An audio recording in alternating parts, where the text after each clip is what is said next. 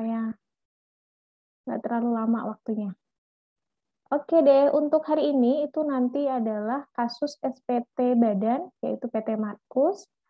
Oke, tadi saya sudah share kasusnya ya. Jadi di sini sudah ada data dari PT Markus Citra untuk tahun pajak 2012. Ya, pertama sudah ada informasi berkaitan dengan nama wajib pajaknya, NPWP, jenis usaha, alamat, dan ada nama KAP. Kalau misalnya dia di audit pasti ada namanya, kalau nggak ada berarti tidak diaudit. Sehingga laporan keuangannya PT Markus ini tidak diaudit. Ya, karena nggak ada nama KAP-nya. KAP itu adalah kantor akuntan. Oke, kemudian pengurusnya di sini sudah ada direktur utama,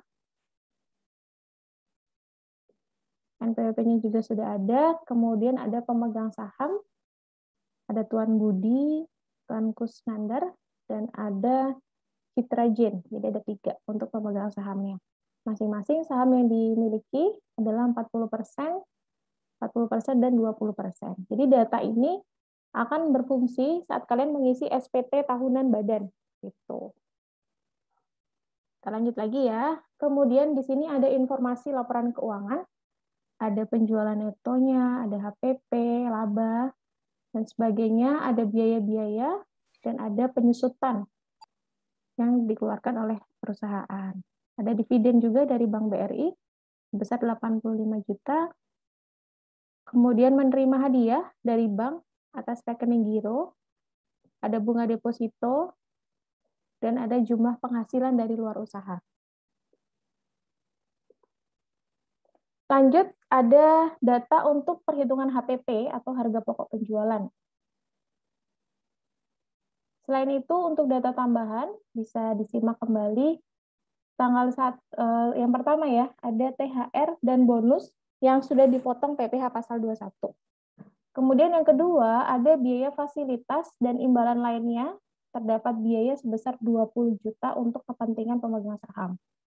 Ketiga, ada biaya perjalanan dinas, terdapat biaya dinas keluarga direktur ke luar negeri sebesar 23 juta.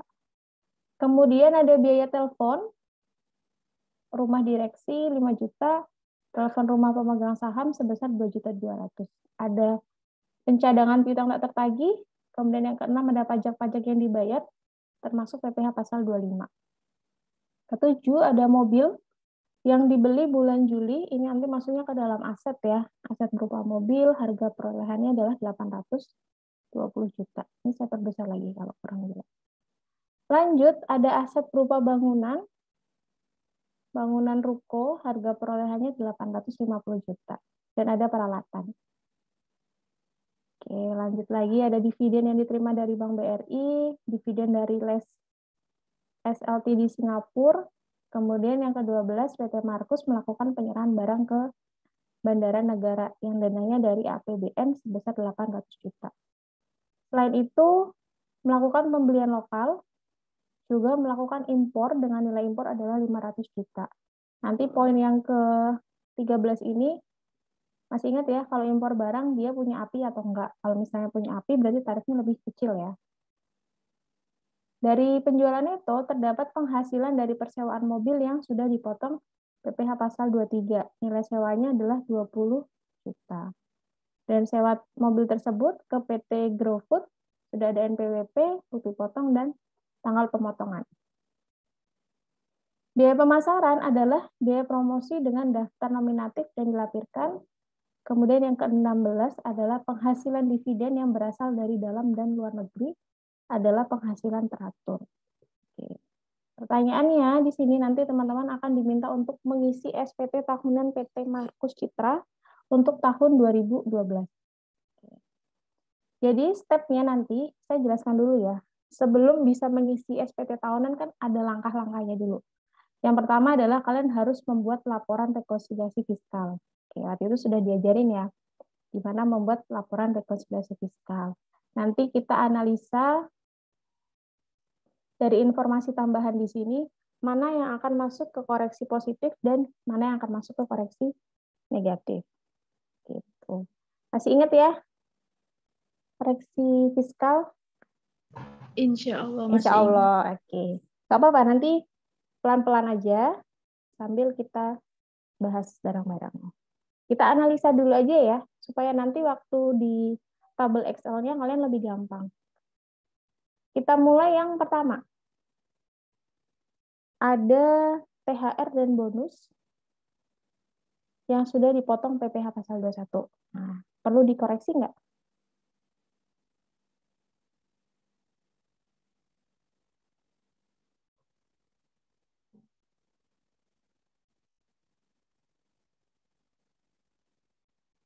PPh nggak ya? Kenapa? Ada yang tahu kenapa nggak perlu dikoreksi?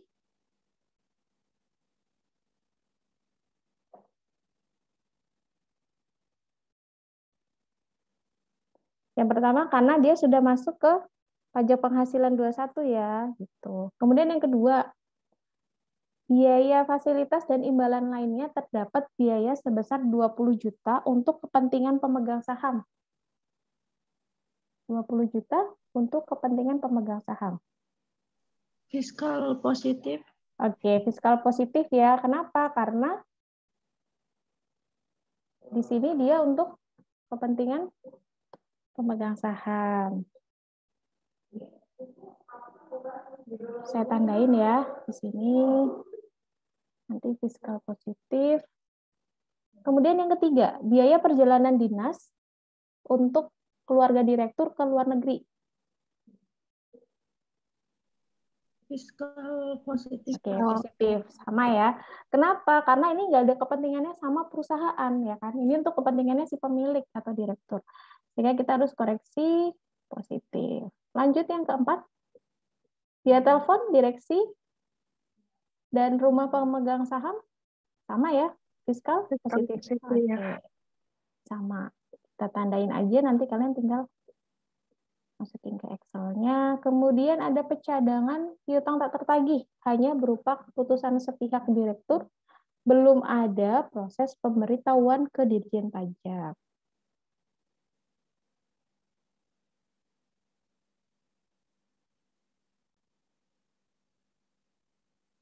Negatif. Ayo, coba. Apa-apa, pelan-pelan. Percadangan piutang tak tertagih hanya berupa keputusan sepihak dari direktur, belum ada proses pemberitahuan ke Dirjen Pajak. Positif. Oke, harusnya masuk ke positif. Kenapa? Karena kita lihat lagi ya, percadangan piutang tak tertagih itu tidak bisa dibebankan sebagai biaya fiskal. Nah, teman-teman bisa lihat pada pasal 9 ayat 1C Undang-Undang PPh. Jadi ada syaratnya penghapusan piutang itu diatur dalam pasal 6 ayat 1 Undang-Undang PPh. Jadi ada peraturannya gitu. Kalau mau dihapuskan itu nggak boleh sepihak hanya dari perusahaan atau dari direktur, tapi harus ada konfirmasi ke Dirjen Pajak. Sehingga nggak bisa sebagai pengurang dan nggak bisa dibebankan. Ya, kita masukkan nanti fiskal positif. Nilainya berapa? Nanti kita bisa lihat ya. Di sini kan ada nilainya 20 juta. Nih, cadangan piutang nggak tertagih. Kalau misalnya dia sudah konfirmasi ke Dirjen Pajak, maka itu bisa sebagai pengurang. Oke, lanjut lagi. Pajak yang dibayar termasuk PPh pasal 25 sebesar 150 juta dan PBB rumah pemegang saham sebesar 5 juta. Oke. Mana yang harus dikoreksi?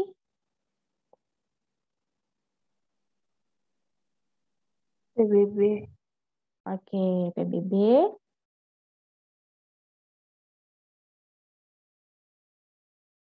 Karena dia pemilik kepentingannya untuk si pemegang saham ya. Kalau yang pasal 25 yang 150 juta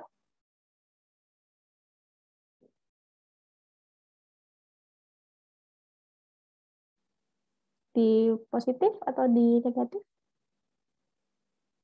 Bisa sebagai pengurang biaya atau enggak? Yang PPh 25?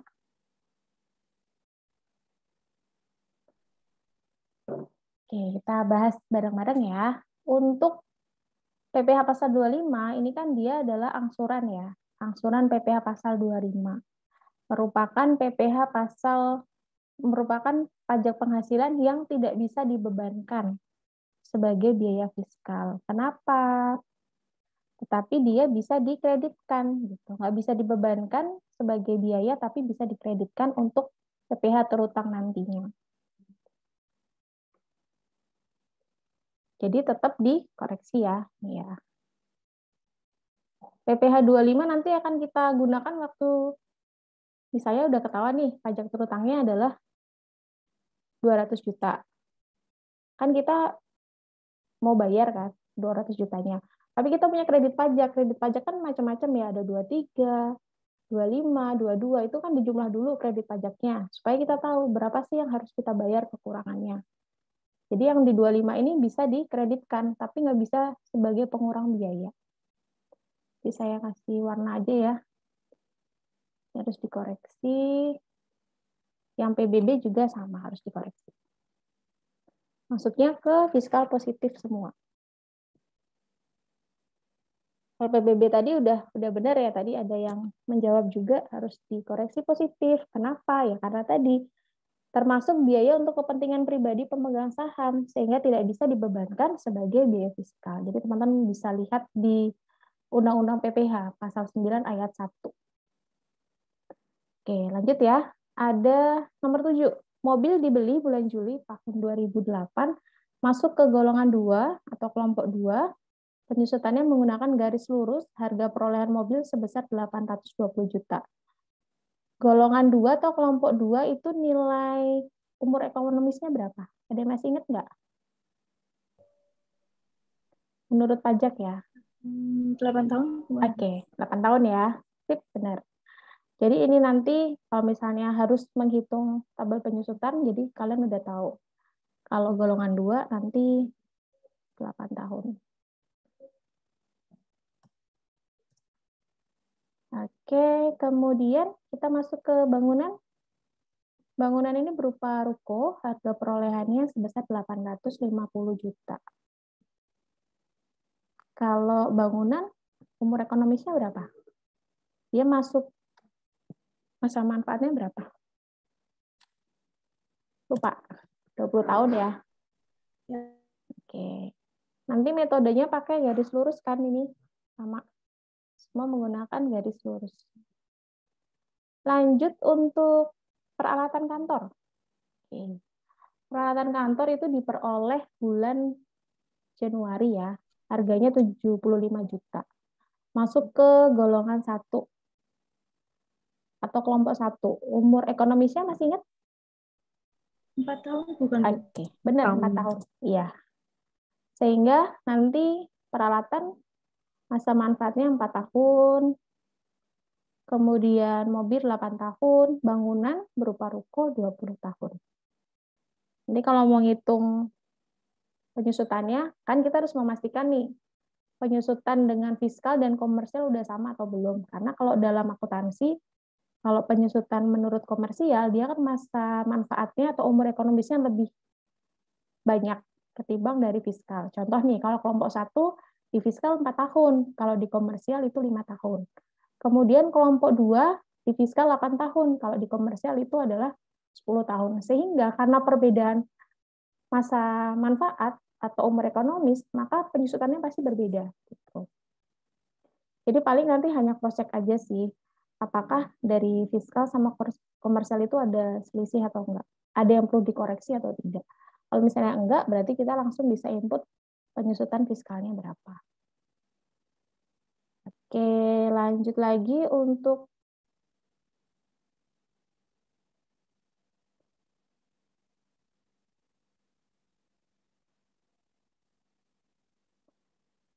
bangunan. Oke, saya tambahin informasi sedikit ya.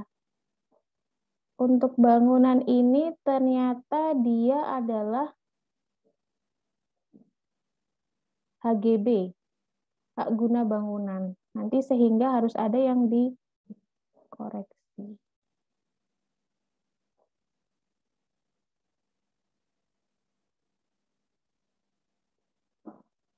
Oke, lanjut lagi ke dividen.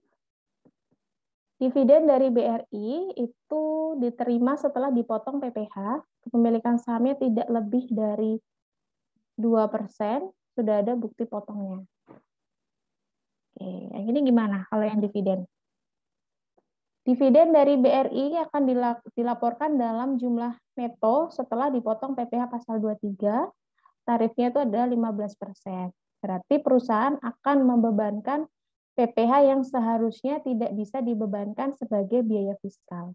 Untuk PPh 23 atas dividen, dia tidak final dan tidak bisa dikreditkan terhadap PPh terutang.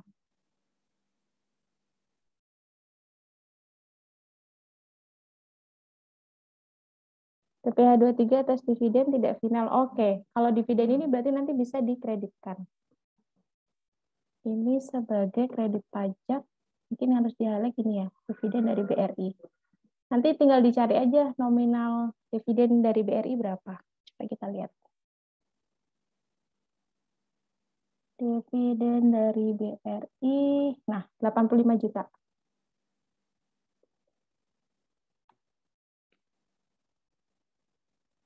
Itu netonya, berarti kalian harus cari itu net, berarti harus cari brutonya berapa. Dividen gross up-nya berapa, saya langsung kasih tahu aja ya. Berarti brutonya ini adalah 100 juta.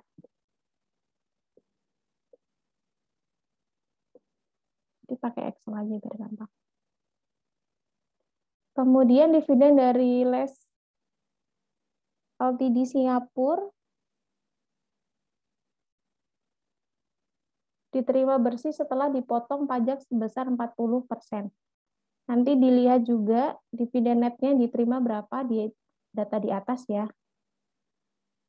Terus dicari dulu di gross up dulu, jadi tahu nilai brutonya berapa, kemudian PPh pasal 24-nya ada berapa.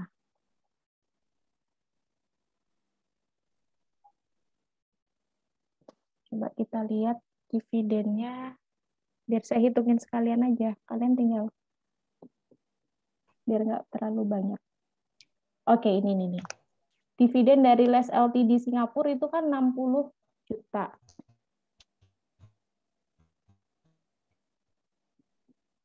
60 juta, kemudian dia bilang diterima bersih setelah dipotong pajak sebesar 400. Berarti ini nilainya sama, 100 juta.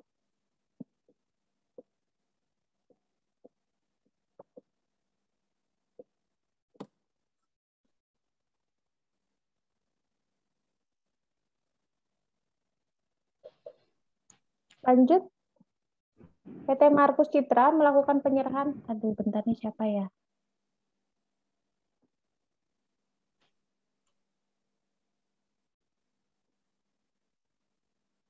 PT Markus Citra melakukan penyerahan barang ke Bandara Negara yang dananya dari APBN sebesar 800 juta.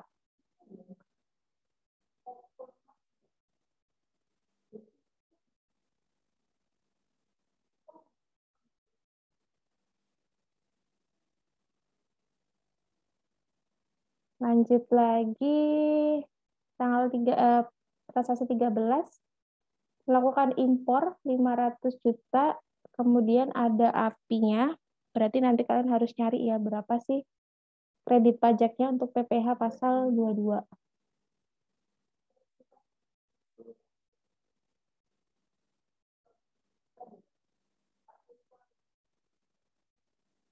Karena punya API tarifnya nanti 2,5. Nanti langsung aja 2,5% dikali dengan 500 juta.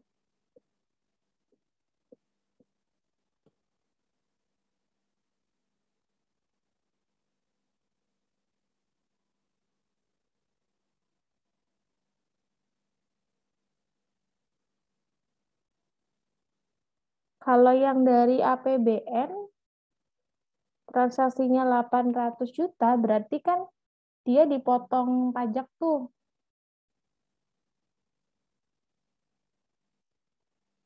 APBN berarti bendaharaan pemerintah. Harusnya nanti dipungut PPh pasal 22. tarifnya adalah 1,5%. Berarti ini bisa jadi kredit pajak. Ini bisa dikreditkan. Yang bisa dikreditkan mungkin di highlight aja kali ya. Ini bisa dikreditkan, ini juga, API. Ini nanti tarifnya adalah 1,5. 1,5 kalikan 800 juta.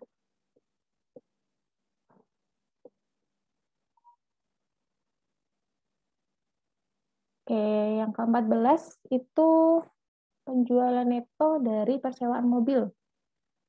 Jadi perusahaan itu dapat penghasilan sewa mobil ya dari PT GrowFood sebesar 20 juta. Nah, PT GrowFood ini akan memotong PPh pasal 23 atas sewa mobil. Tarifnya adalah 2% dan bersifat tidak final. Jadi nanti ini juga bisa dikreditkan. 2% kalikan 20. Langsung aja ya saya tandainnya di sini. Ini berarti 2% kalikan 20 juta.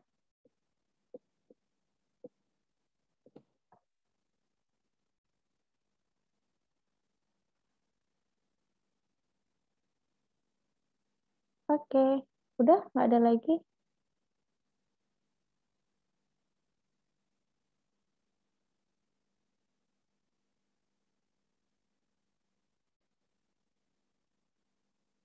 Ini udah selesai di sini. Kemudian saya buka Excel-nya sebentar ya, jadi teman-teman bisa sambil nanti kalau mau ngerjain udah tahu.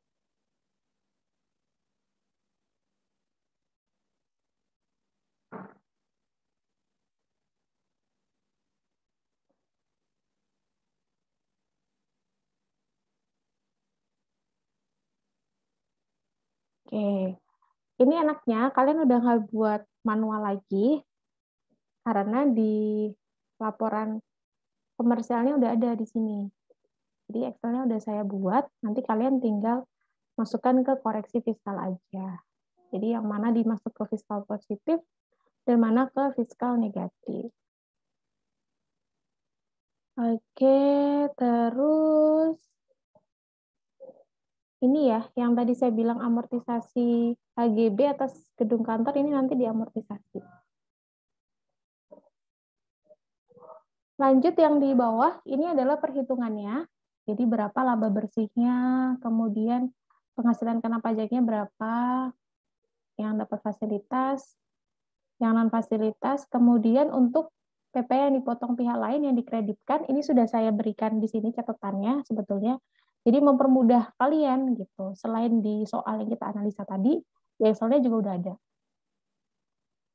Untuk yang bisa dikreditkan ada PPh 23 dari BRI, kemudian PPh 22 dari Bendaharaan Pemerintah, PPh 22 impor, sewa mobil, dan ada PPh 24.